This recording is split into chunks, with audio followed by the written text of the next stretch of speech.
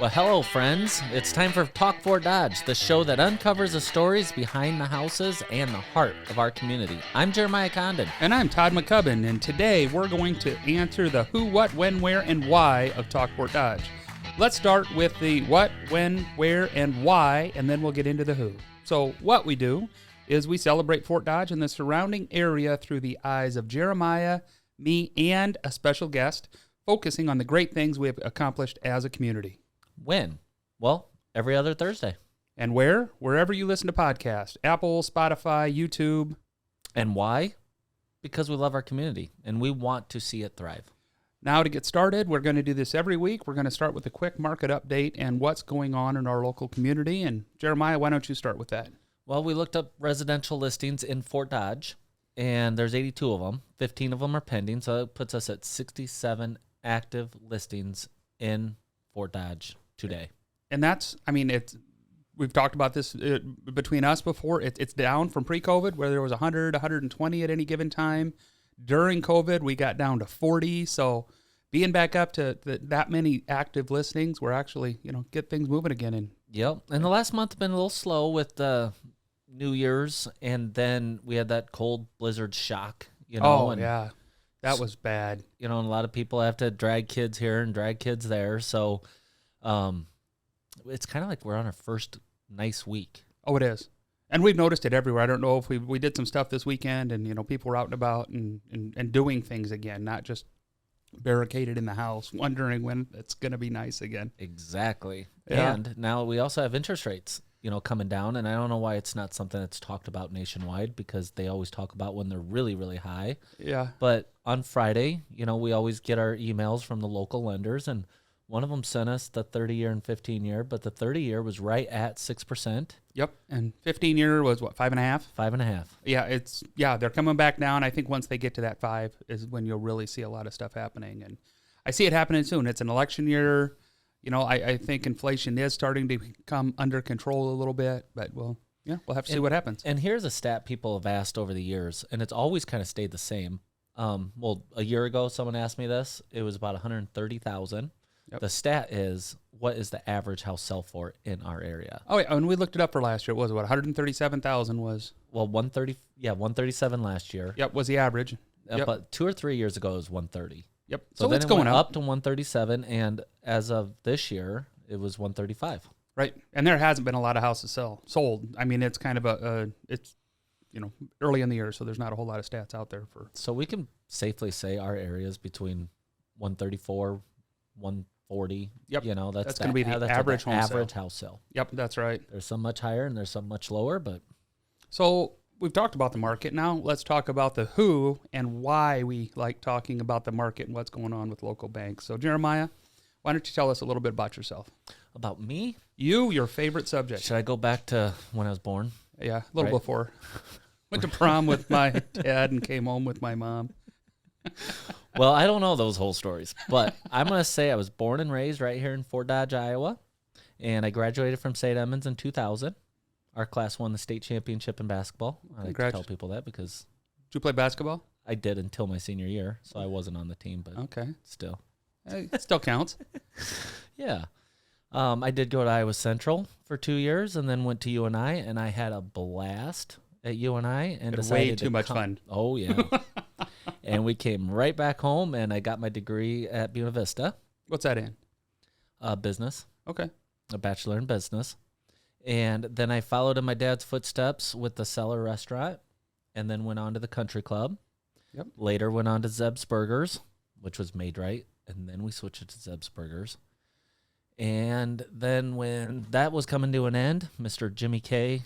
Kesterson walked in and went to list the building and asked me what I was up to, and thought real estate would be something fun to possibly get into. Yeah, and you're not bad at it. I don't think so. So, Todd, tell me a little bit about you. I very diverse growing up. I've lived here all my life. Graduated from senior high in 1991. Joined the Army not long after because I had kids on the way, so kind of took a change. Started at Iowa Central, then dropped out to join the Army. 92 to 98, spent a year in Bosnia. Great experience, got to see the world, but don't want to do it again. Came back, kept raising the family, worked at the prison. I was there for 14 years. Started back when, I don't want to be an officer my whole life. I want to, move up. So always had that drive to do better and better. So finished my associates, finished my bachelor's from Buena Vista in psychology, and then actually went on to get my master's in counseling. That was something. I got a minor in psychology through Buena Vista because I took all my business classes, but all psychology, and it was so much fun. I love psychology. A lot of people love it. Not a lot of money in it. You don't get a psychology degree to get rich. Listen to a lot of people's problems. Yeah. Yep. And that does make you rich. People don't pay for that. I'll do it for free most of the time.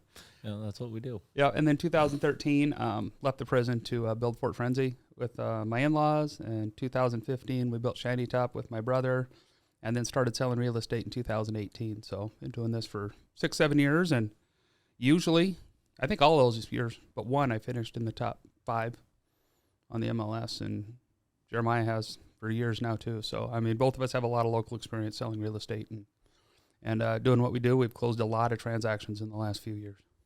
Yes, sir. A lot. I was going to look it up. I'll look it up for next time so we can have that stat. There you go. So, answer this for me. So the restaurant business and real estate don't seem like they would go hand in hand, but how did the restaurant business make you a better realtor? Well, they do. When I was 16, my dad bought the cellar, and so I immediately had to jump in there, and I had to wash dishes and host, and then later wait tables. But you start at the bottom, and you go up, just like every other business, how it should be. You start at the bottom and you go up. Well, I think you learn a great work ethic, because restaurant business is an 80-hour-a-week job. Yeah, it doesn't end. It's always there. It's always open. If you're an owner, and I was the owner's son. So, but then I later became the head manager at the country club because my dad took the contract, and that's where I put in a lot of hours. Okay. And it was fun. But you also get to know so many people. Oh, so you many do. People in the community. And then when you're waiting tables, I'd constantly go back to the cellar. It's like you see the same people every week. And here 10 years later, I still see those same people. Yeah. So the connections that you make are incredible, And then I went on and owned my own restaurant and talk about local people. Like we used Don Sawyer's meats, Sawyer meats. And great meat. We had the best hamburgers, and that was the big part of it. It is different where you source your product from, and that makes a big difference. And it talks back into Talk Fort Dodge. That's what right. do we have here? We have a lot of really good stuff and a lot of good local businesses that we all need to support on a regular basis. Oh, definitely. And Sawyer's is a great one for that. And I'll tell Don he owes me $1 for saying that. All right. So, Todd, I know there was that little gap when you did not live in Fort Dodge. Yep. You want to tell me about that? Well, the U.S. Army, like I said, I joined the Army out of kind of necessity. There weren't very many jobs in Fort Dodge at the time. I had no education. I was young, fairly immature. So joining the Army. Well, you're still immature. Yeah. I'm a kid at heart. Being in the Army really kind of taught me how to take care of myself, take care of a family, kind of that become a man, if you will. And it was a great experience just kind of being out there serving your country. Once again, you talk about 80-hour weeks. You get paid by the month, not the hour.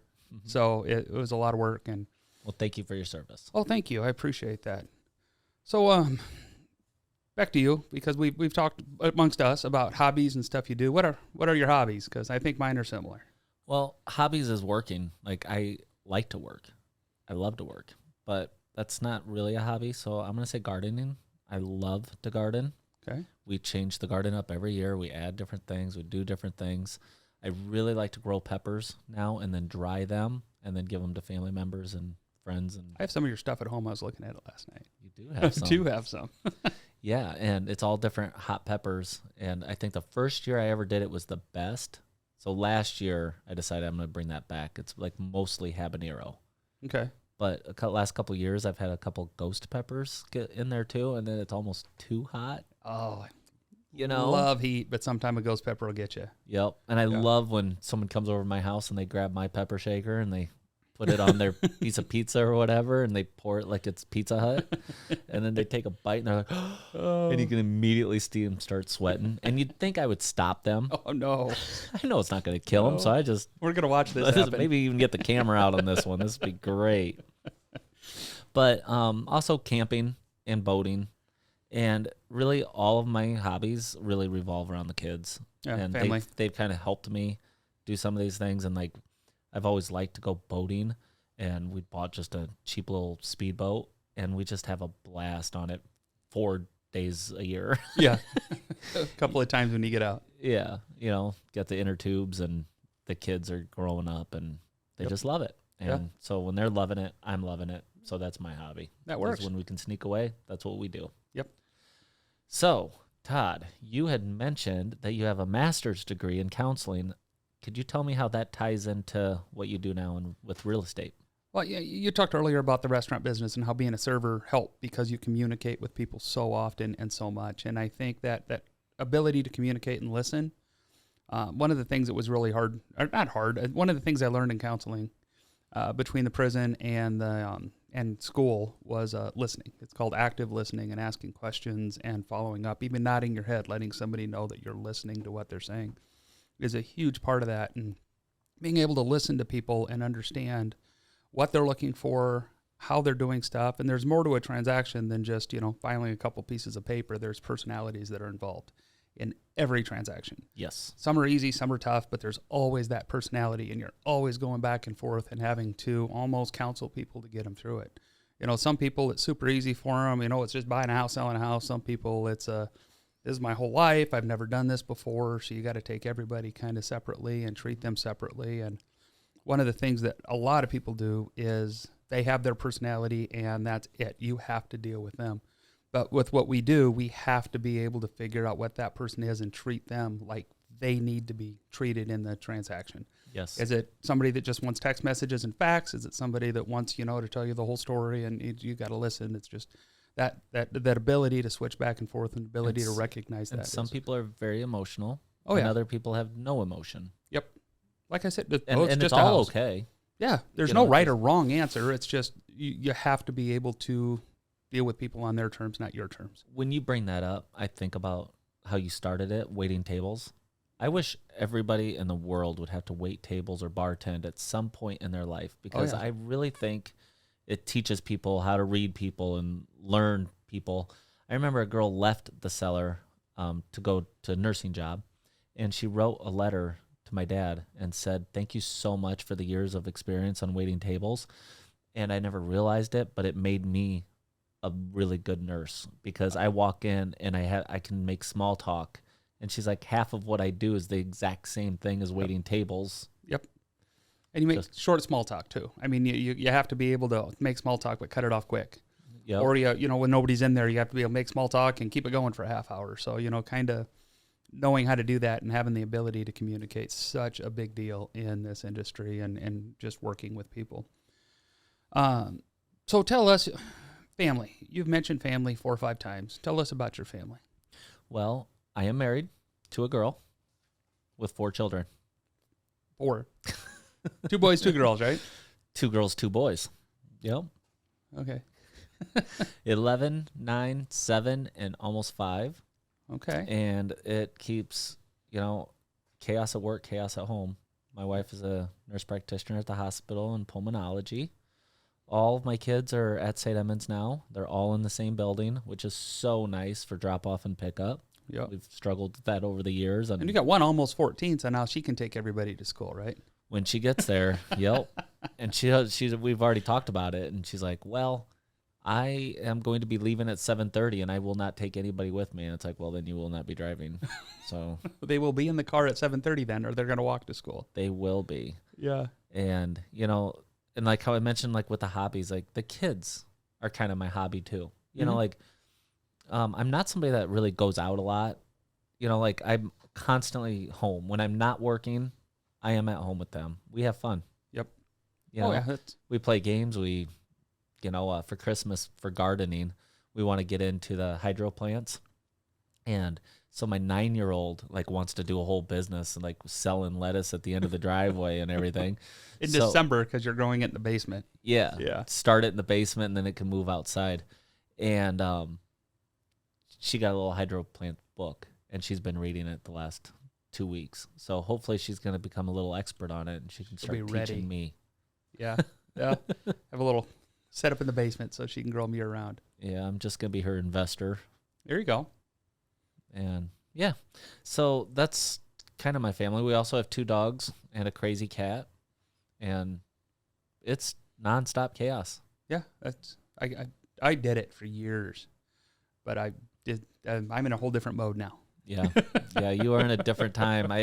We're doing I'm helping coach 5th grade girls basketball, and it is so much fun. And to see their personalities and see them out there, I'm having a blast with that. Well, that's good.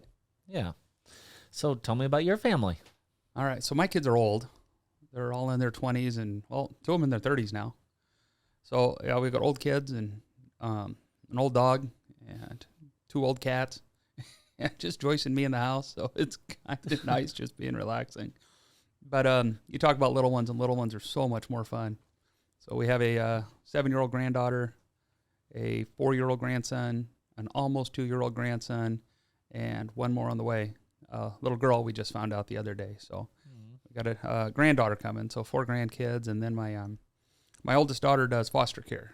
So this year for Christmas we had 3 extras, and they are all a blast. They're all great kids, and in their own way they just love attention and love being around everybody and get along so well. So instead of 3 grandkids this year, we had 6 at Christmas, and that's kind of a challenge getting all the extra presents for kids you don't really know real well, but it's also a lot of fun because you kind of make their Christmas. They're going through a tough time if they're in foster care. So, and if they're really little, you just need boxes. That's right. Yeah, they'd rather play in the box than they would. Give them a marker and a scissors. I'm telling you. Actually, I didn't get to give it to them because it didn't get here in time. But I bought the pens you can draw on yourself with. Because I don't know if you know me, I have a lot of tattoos, and it's just kind of funny. I bought a marker so they can all have sleeves at Christmas this year. Oh my gosh! I'm gonna draw stuff on them. Oh, that is fun. Yeah, it's a good time.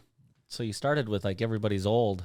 Everybody's and then old. It ended up as you have a whole new young tiny and I can give them back when I can give them back though. So at the end of the night they go home and Joyce and I can just relax and chill. And well, and I know you and I are different places, and it's kind of nice. Like on a random Tuesday, I'll give you a call and be like, Todd, I have a showing at 6:00, but I have to do this and that and that. And you're like, oh, I got it. It's fine. And you're like, well, I have an appointment with a friend or something at 6:30, but they'll still be there. Still be there. And it's like, oh gosh, because we're in different places. It's usually Jimmy K, because all my friends are in their 80s, 70s. Jimmy's not in his 80s. Don't get me wrong there, but they're all old.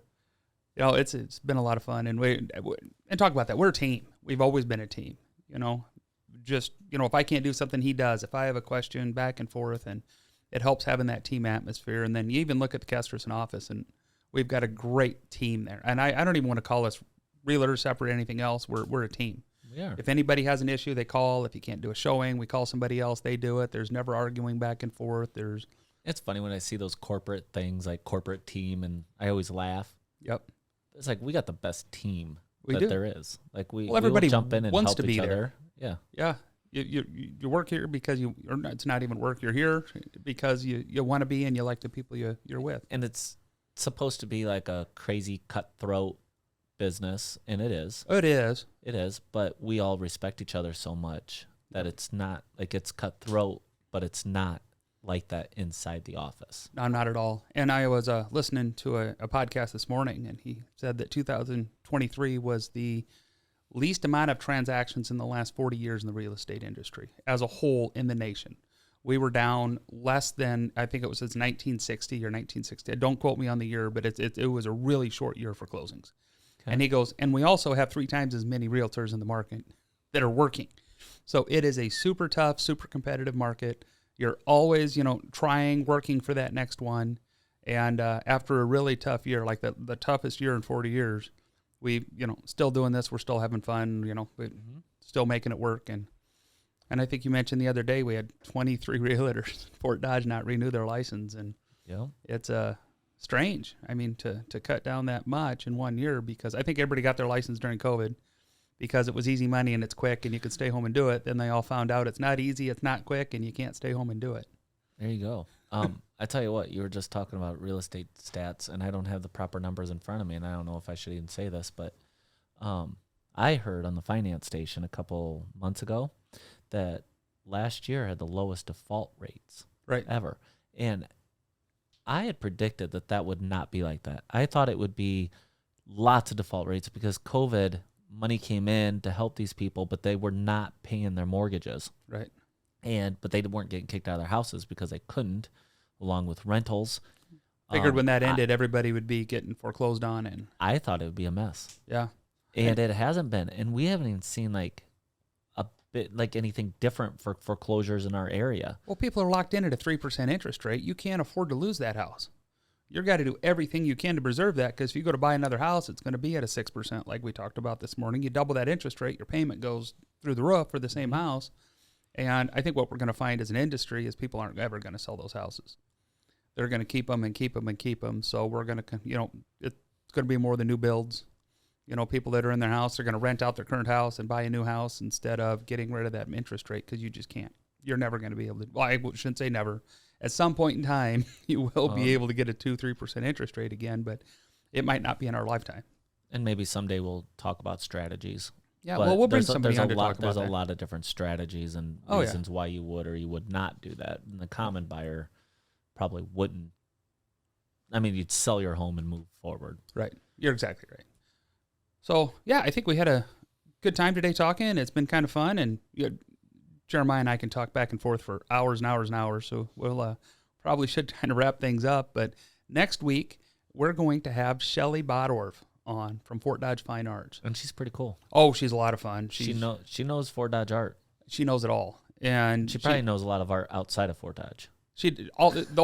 Ask her about that, because she does do stuff on a nationwide level with some of this big talent stuff. So don't be afraid to ask her. She does some pretty cool stuff. I've learned a lot from her. Yep. So let's talk about the arts. Talk about all the different things that happen: the museums, the playhouses, all that stuff, theaters, and let's wrap things up and call it a day.